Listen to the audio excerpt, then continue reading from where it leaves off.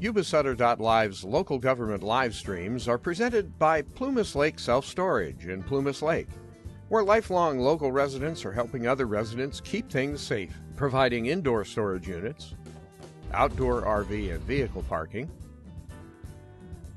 moving supplies, and Penske truck rentals. Details at plumaslakeselfstorage.com.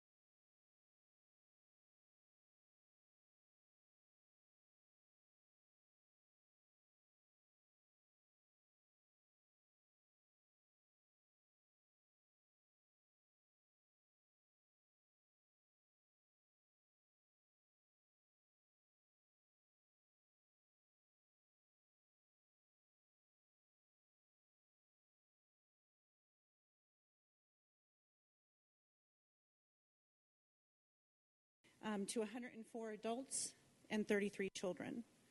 Our other services include case management, housing assistance, transportation, legal and medical advocacy, and accompaniment. Thank you for raising the awareness of and encouraging the community members to speak up when there's abuse. I appreciate your time. The City Council has expressed itself through this proclamation, but the pointy end of the spear in terms of the city dealing with this is our police department. Chief Sachs, do you have anything to share?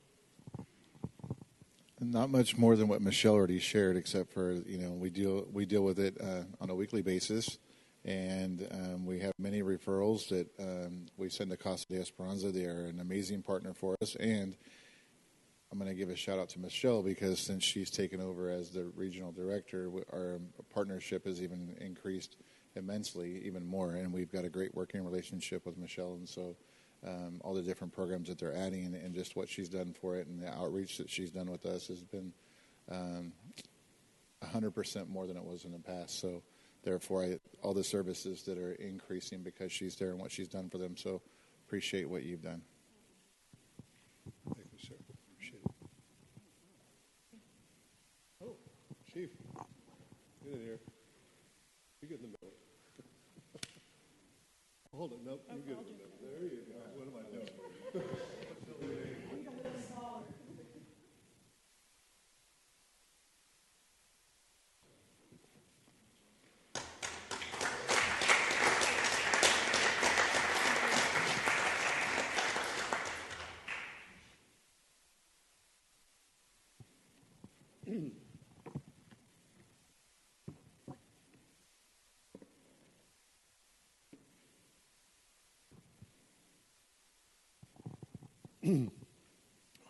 This next proclamation, I'm sure hits home. It's close to home for a number of people in this room. It deals with breast cancer awareness. My mother passed from complications further to breast cancer. I understand we have representatives from, please. Don't be bashful.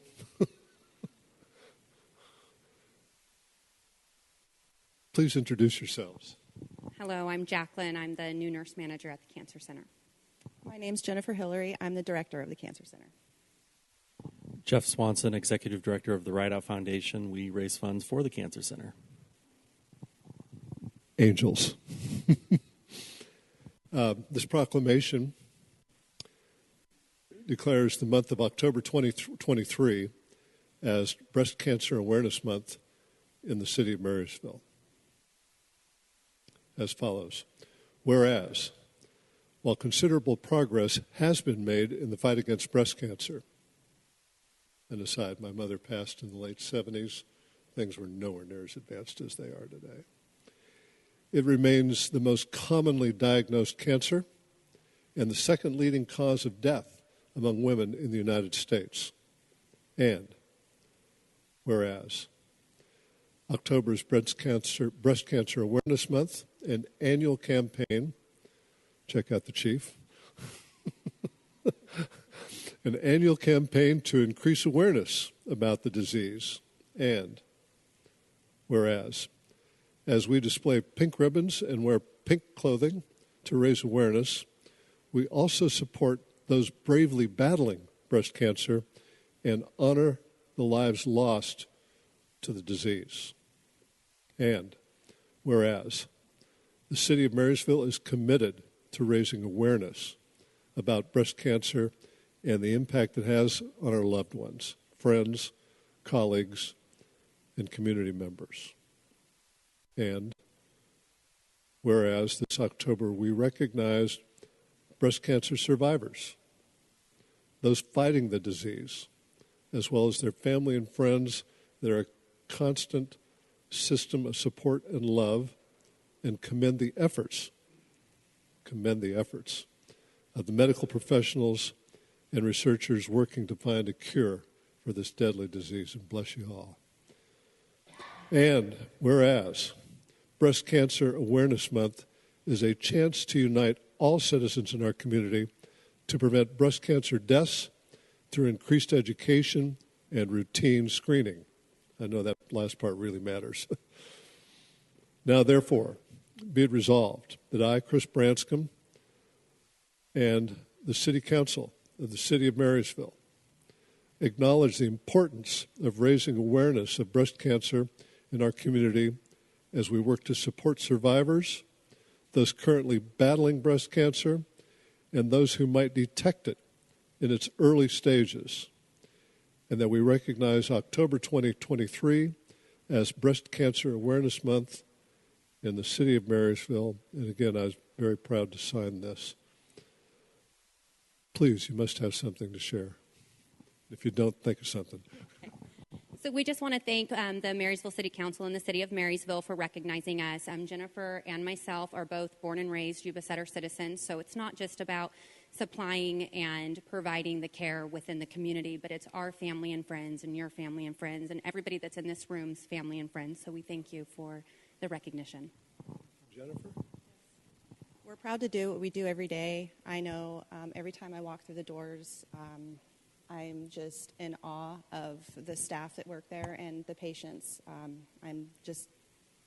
We're so lucky to have the center in our community. And so thank you very much for recognizing us. My wife is a cancer survivor, and my mom is a patient of the Cancer Center, so it's important to have that close to home for our families, for our loved ones, and I am really grateful for so many of our Marysville leaders, and I know Chris Sachs has danced and Danced with Our Stars to raise funds for the Cancer Center. I know it's important to all of us here because we're all touched by this disease, and until we can fully cure it, we want to have care close to those that need it most. And the message is early detection, screening. That's it. Number one step. Important to spread the word. I'm one of these guys who, every time I'm attended to by a nurse, I had a lens replaced in my eye, and not a real serious procedure. But I regard all nurses as angels, and you guys are at the apex. You're at the top. Bless you. Bless you.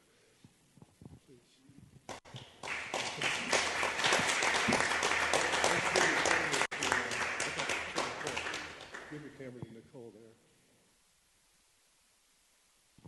Here.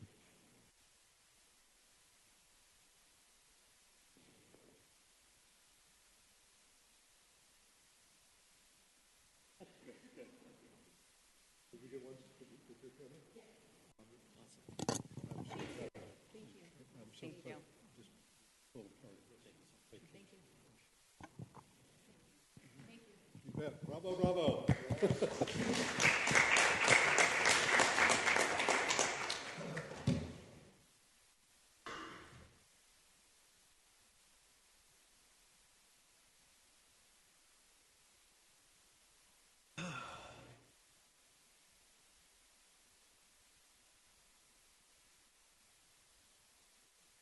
I always get a little misty in October when those recognitions come up, the domestic violence and the breast cancer. Okay, moving forward. Madam Clerk, we're at the Community and Consent Calendar Forum. Yes. Very much. I want to lose track here. This is an opportunity for individuals wishing to address the council concerning consent calendar items or on matters not on the agenda, and are invited to make oral comments of up to 3 minutes. If you'd like to comment and you're here in person, and there are many here in person, get a speaker's card from the city clerk and you'll be called in order. If you are participating via Zoom, and I see Helen Perkins and someone else on Zoom, just raise your hand and you will be acknowledged and given an opportunity to speak. You're requested to address your comments to the council, not to the audience. And a reminder that by state law, we are certainly interested in hearing what you have to say. We're just not, we're not allowed to take any action or engage in significant discussion on any matter brought up. this portion of the forum. If you have any documentation you'd like to share with the council, please mail it to City Clerk, 526 C Street, Marysville, 95901. After all that, Madam Clerk, do we have anyone wishing to speak? We do, Mayor. Our Thank first you. speaker will be Deborah Bauman. Welcome, Deborah. Take your time. You're going to get a microphone here. Oh, yeah. Well, that looks ominous. What do you got there? It's actually something that okay, my problem is a code enforcement issue with parking specifically. And my truck was impounded recently by the community service officer it was the only one out of 7 vehicles that was actually impounded. And I'm trying to figure out why. And I've tried to get in touch with the police department. I've gone there and I've tried to get a hearing and I've tried to talk to them. They keep telling me, oh, you need to speak with chief. And the only way you're going to speak with the chief is if he calls you back, basically. So I'm not trying to just single somebody out, but I'm trying to get my truck back. The problem was that my truck had been stolen in last year, I want to say August. Yeah, it was August of 2022. I had just spent a year getting it back. I had just gotten it back the night before it got impounded for registration expiration. And I didn't even have it 10 hours. I got it at 10 o'clock at night and it was impounded by the next morning. And I tried to go over to the police department to say, hey, I can't get the registration fixed until the DMV hold, the DOJ DMV hold, was taken off by the CHP. So, I just got confused about what I basically just need to talk about the parking code enforcement and special circumstances, and then have your police department please contact me. I can't get anybody to talk to me except for Perez, an Officer Perez, who told me he's the top of the top, and I don't need to talk to anybody else. And you've left your contact information with the police department? Oh, many times. I can guarantee you'll be hearing from the police department. I really hope so. Because it's it was my husband's vehicle, and he passed away while we were in Hawaii. And I came back here to finish up our business, and then this happened. I understand. Thank you.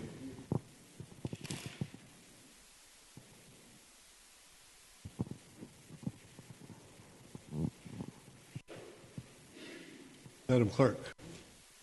Our next speaker or speakers will be Coach Rosalini Cleanup Crew.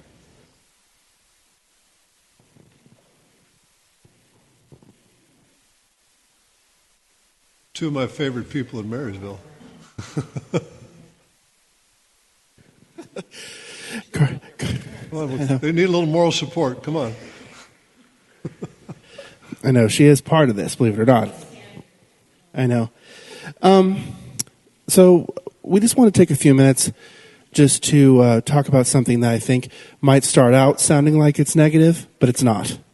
The lake has been seeing quite a bit of progress with volunteers and with different ones and projects that we've been planning throughout the last few months, different sections of the lake that we've been sort of honing in on and cleaning.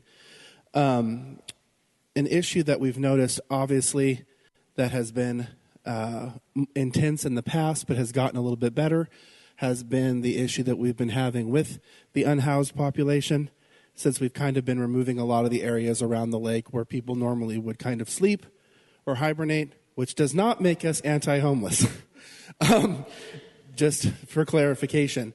But things that we have still been noticing around the lake, we've been noticing an increase in the amount of garbage that's left by the homeless. An increase in that. Or, right, I mean, but there's been an increase in garbage left there, an increase that I've noticed of drug paraphernalia that we've been picking up around the lake too, specifically sort of around that peninsula area that's where the old pump was by Carl's Jr. too. but we've noticed a lot of it there. So in that instance, it can sound like that I'm trying to draw attention to just the negative, but there's been a whole lot of improvement even in that arena when it comes to the amount of homeless that are there or that are camping there overnight or leaving messes, even though the ones that are, the trash is sort of increased. But I do want to highlight and actually thank the Marysville Police Department because they have actually been a huge support through this whole thing. We've had nothing but positives from Marysville PD. When we're there, we usually will call a couple times during an event because we gotta. And they're always super rapid to get to us. If we call in and we have an issue, they're super rapid to get to us. I hear that they've actually been increasing their parole out there at night and patrol, the patrol out there at night and keeping an eye on things. And so and a lot of times I don't think the police department gets thanked enough either. So I think I do want to take a second to thank them for everything that they do with the city, with the lake. And so we don't really have any. Well, the thing with the homeless thing, the main thing is we can see that they're not camping out in the same spots. They used to be on the gazebo, but I actually spoke with a couple of the Marysville police officers, and they said, call us if you see them out there. But you can tell that they're on top of it because the usual sleeping spots, they're not there anymore. But they are finding other spots, like the Indian restaurant. Beside that, they're camping out there. There's a few spots, but they're just making they're changing where they're sleeping. It's like almost off the lake now. So, that's the main thing is they're just leaving a lot of trash because they know that in the morning we're coming around and getting it. So that's our major frustration. It's like a retaliation, and we're trying to be positive about it. Well, the thing with over by the new restaurant over there is that's where you're seeing a lot of increase in finding the drug paraphernalia. There's a lot of drug use happening over there on that corner where we're finding like needles, crack pipes, things like that all around certain sections of the lake. And that's one of them over by the new restaurant behind it because it's kind of like a new camping spot. But right in front of some of my people picking up trash, they'll just fire up a crack pipe right in front of them. Yeah, they will. But anyway, that's... Officer Sachs. Is it Sheriff? I'm sure I'm not having Chief Sachs. Chiefs, excuse me. Oh. Do we continue to call you and call you and call you, or how do you guys want us to continue on this point of it? Yes, continue to call us. Okay. Because we don't know if you're tired of hearing from us. No, But we're finding that some of the people who are out there on a daily basis, we're not quite that often. They're picking up trash that they've already picked up because somebody's coming right behind them and dumping it out. And we've gotten rid of their little potty area, so they're kind of mad at us, I think. So so we will continue, and you won't go, oh, my goodness, it's them again. No, just continue to call us. We're there on a daily basis as well. And just so you're aware, if you're out there tomorrow, there will be an enforcement detail out there tomorrow around both lakes. So they'll be out there for quite some time tomorrow doing some specified enforcement. So We can totally tell you guys are focusing. just so you're aware of it. Yeah, it's sporadic, but it's one of those things that is set up for tomorrow morning. So they will be there tomorrow. Right on. So don't think like some crazy stuff's happening. You'll see four of them out there. But there's three of us.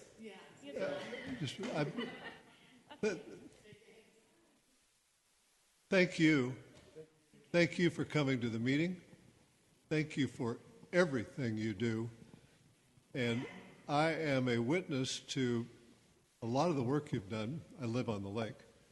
My home's on the lake. And I did notice a place that was kind of protected with some overhanging leaves and branches and what have you that had been occupied several nights in a row, and I just kept waiting for the wheels of justice to find them. And that didn't have to happen because some very nice people, I'm looking at you, made it less attractive. But There was so much junk left there. I gave it a day, giving them a chance to come back, and then I donned my COVID-19 gear, mask and gloves, and cleaned it up myself. Oh, God, it was awful. Thank you for everything you do. I really mean that. Thank you. Madam Clerk. Thank you, Mayor. Our next speaker will be Eric Paredes. Eric, Blue Zone.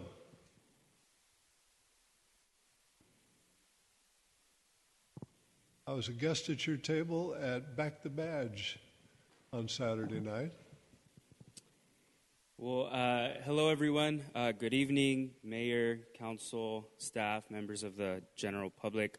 My name is Eric Paredes, and I am the public policy advocate with Blue Zones Project Yuba-Sutter. For those of you who do not know Blue Zone, I think we all know who Blue Zones is, but Blue Zones Project is a community well-being initiative sponsored by Adventist Health, and one of our policy priorities is to enhance our built environment through policy change and, of course, working with jurisdictions like the city of Marysville. And, you know, we're just so grateful for your partnership and your support throughout these, almost, 2 years, right? So I'm actually here to speak on item number 2 on the consent calendar to accept the 2023 Community Design Grant from SACOG. So Blue Zones was proud to support the city of Marysville's application to the grant originally,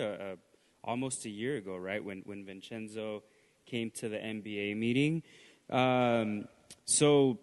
And as you all may recall, we actually went to SACOG a few months ago when we got awarded the grant. So, just wanted to come on and say thank you. We really look forward to continuing to work with all of you. I think it's good for Marysville. It's good for the region. And, we just look forward to working with you all to implement the grant, as well as continuing to support future projects. Just like the one on East 22nd, right? So just wanted to come on and say thank you. I think it's great, when we put these grant applications together, you get the community support, and it's even better when you get awarded these grants. So it's a win for Marysville, it's a win for the residents and for the region. So just wanted to come on and say thanks for being a great partner. We appreciate everything about Blue Zone, and thank you, Eric. Thank you. And thank you for pointing out Vincenzo's action there. Vincenzo has an eagle eye for grant opportunities and is outstanding at executing on them. Thank you. Ladies. Madam Clerk. Thank you, Mayor. Our final speaker will be Ronaldo Ellis. I missed his name. Ronaldo. Ronaldo, welcome. Thank you. Sir. Good evening, Mayor, Council, members, and public workers. I'm here this evening to talk about domestic terrorism. I believe that I've been a victim of domestic terrorism. I'm a retired peace officer, worked for the government for 20 years, bought a house a couple of years ago here in Marysville. And since I've lived here, I have experienced unlawful entries into my house almost every time I leave the house. Unforced entries without any force to come in. So someone has been able to get the key. Happens mostly during the daytime. So if I'm gone, I go home, something's missing or something's been left in my house, something's been moved around. I ask the neighbors about them, and they seem to all have the same story. We didn't see anything, didn't hear anything, but if we do see anything, we'll let you know. But it happens over and over again. It's mentally and physically draining to deal with this on an ongoing basis. So I would like for something to be done about it. As I may have mentioned, I've made several police reports. I've had a debit card stolen I've had tools stolen, screwdrivers, miscellaneous items, utility bills, socks. I've had things taken, and then I've had cups and knives left in my house that did not belong to me. That weren't in my house previously. So I would like for something to be done about it. I know it sounds unbelievable, but it's true. I don't know if you've ever gotten any of these stories before, but I know that these kind of stories are going on in many cities, especially larger cities. But I think it's important that this comes out because it's happening on a daily basis, and I'm not getting anybody to really be honest and try to deal with it in an honest manner or a serious manner. But to put that kind of pressure on any human being, to me, is crazy. And I'm not up here crazy or making any of this up. It is very real. Many people have been affected by it, not just myself. Many people who happen to be connected or involved in some way, and there's a lot of people involved. So I just wanted to try to take this extra step, come here to make it completely known, because there are people knowing about it, talking about it outside, but no one wants to have a really dialogue about it. They want to whisper about it and talk about it. Oh, that's the guy that they opened up. So, and I've heard people say that at different places around town. That's pretty embarrassing, pretty sad, pretty hurtful to have to hear that on a regular basis. That people know about this, it's in the daytime, but neighbors will just say over and over again, no, I haven't seen anything, I don't know anything. But then different places I go, people really do know about this. So it's a scary situation, and I would like some help in dealing with it. I believe also that it has probably some byproducts from the federal weaponization program that was on TV for a couple of months. I don't know if anybody's seen it, but it probably has some repercussions. But we all have a duty, I think, in our official capacity to deal with right and wrong, integrity, because at some point, somebody needs to be held accountable for all this thing that's going on. It's not like no one at all sees it, and sometimes people get pictures of stuff like that. So I just wanted to bring it up, and hopefully I can get some feedback at some point in time, or it could stop. I would love for it to stop immediately, but I don't know. But thank you all for your time, and I'll keep hoping and praying that this stops, and that's it for now. Thank you, sir.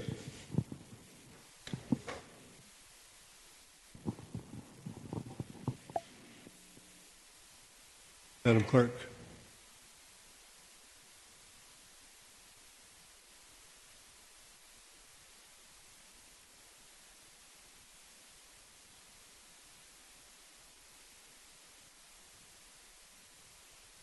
No further speakers tonight, Mayor. Thank you. Thank you.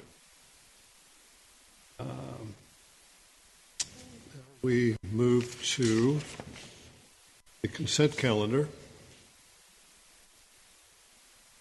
We move to the consent agenda, and all matters on the consent agenda are considered routine and are therefore approved by one motion unless a council member or the city manager or his designee requests that a matter be removed from the consent agenda for separate discussion and action. And I will note that item number 3 has been deferred. Is that correct, Madam Clerk? I do apologize, Mayor. Item number 3 was the amendment on the value. Item number 4 was postponed from tonight's agenda. Yes, thank you. Okay. With all that in mind, what is the will of the council? So moved. We have a motion and second. All in favor? Aye. Aye. That was unanimous, Madam Clerk.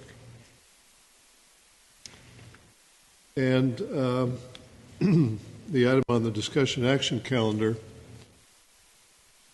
has been deferred. It's Ellis Lake water quality, and the reason for the deferral is Mr. Jim Shadd, our city manager, is the point person on that matter, and he is the most knowledgeable, and we all know something about it, but he knows everything about it, and we will wait till the next meeting for a further update. And there is progress in motion as we speak, I can say that. Therefore, we move to committee reports and comments and requests, and we'll start with Councilman Gilchrist. Thank you, Mr. Mayor. I have no council comments or committee reports at this time. Thank you. Mr. Vice Mayor. Nor do I. Thank you, sir. Mr. Hudson. I got no committee reports. I have a mild inquiry, and I guess it's headed towards Chief Sachs. Just a little insight. When the city here funded some encampment removals off of Simpson, we paid for some K-rails and so forth to block off access to some of that. Do we still have... Are we still enforcing that from the city's point of view? Are we still enforcing the no camping? That, and because I drive by there on a regular basis and I see the K-rails moved. So access is now available back down in that general area. And kind of curious if we have a plan or if there is a plan in place. I just kind of want to hear about it. So as far as the enforcement of the unlawful camping on the city property within that location, yes, it's done on a weekly basis by our code enforcement, Patricia Rodney. Thank you. The K-rail that we have specifically is still in place. It is about parallel with 3rd Street. So if you went over the 2nd Street levee and looked to the north, there'll be a couple K-rails that are there for the road at the toe of the levee and some other ones to surround our city-owned property.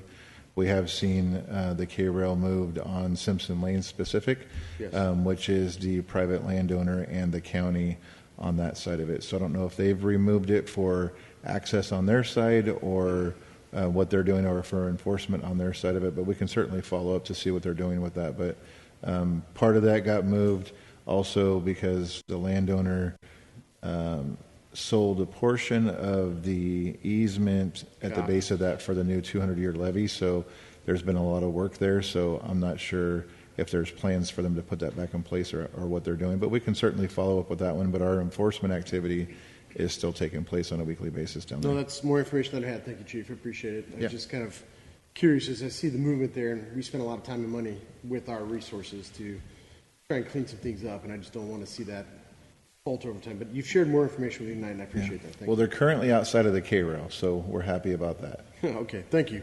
That's all I have. Thank you, Mayor. Councilman Bills. Yes, Mr. Mayor, in regards to committee reports, I'd like to take the next 3 seconds to inform the council that I have no committee reports. However, in regards to council comments and requests, other than the normal thank yous to our wonderful staff, I also have no further comments. Thank you. Actually, Vice Mayor and I are meeting regularly with city manager. We are the ad hoc committee on Ellis Lake improvements, and indeed, there is a great deal of work ongoing. Much of it has been reported in these meetings, and we'll get a further update when Mr. Shadd returns at our next meeting. I'd like to remark that no one attracts new business and new development and celebrates grand openings better than Mr. Dan Flores, Community Development Director, City of Marysville. Dan, would you like to describe the happenings of today? So it was a wonderful day, Mr. Mayor. We celebrated the opening of the Marysville Market over on B Street, which is a new, it was touted as a deli, but it has a rather eclectic menu right now with tacos and sandwiches and salads. So, but interesting menu, but very good food, delicious food. So we had a great turnout today. Thank you to the city council members who made it. And lots of residents from the area came as well, and we encourage everybody to come out and try the place. It's very good, and it's great to have it reopened again. It was an old coffee shop, and they redid it, cleaned it up, and made it a really nice place to visit. So hopefully all of you can come and try it out sometime. Thank you, Mr. Mayor. A very welcoming atmosphere, using Councilman Hudson's terms. Excellent, and I am very proud to be the very first customer, to have been the very first customer, and I ordered 3 street tacos, one of each meat variety being offered, and they were delicious, absolutely delicious. Thank you for that. Madam Clerk, do we have any council correspondence? Not for this meeting, Mayor. Thank you, ma'am. Mr. City Manager or his designee, Jennifer, do you have anything to share? Yes, thank you, Mayor. On behalf of City Manager Shad, I just have 2 quick items. One on Ellis Lake, just to let you know that we are on track on getting the permit for treating the water and the weeds, and that we are targeting that treatment to happen at the end of October, the beginning of November, so right around the time of our next council meeting. And the other item we want to highlight is coming up is Scarysville, which is hosted by the Crossing Church and the Marysville Business Association. And obviously that's happening on Tuesday, October 31st from 5 to 7. It's going to be on D Street between 3rd and 5th Street. There's going to be live music, kid activities, free hot dogs for kids, and also a trunk or treat. So we just want to let everybody know that opportunity is coming up for families. And you did say Scaryville. Scarysville. Instead of Marysville, it's Scarysville. Okay. Correct. That's all I have for tonight. Thank you. Next regular meeting of the Marysville City Council will be Tuesday, November 7th, 2023 at 6 p.m. We're now adjourned. Yuba-Sutter.live's local government live streams are presented by Plumas Lake Self-Storage in Plumas Lake, where lifelong local residents are helping other residents keep things safe, providing indoor storage units, outdoor RV and vehicle parking, moving supplies, and Penske truck rentals. Details at plumaslakeselfstorage.com.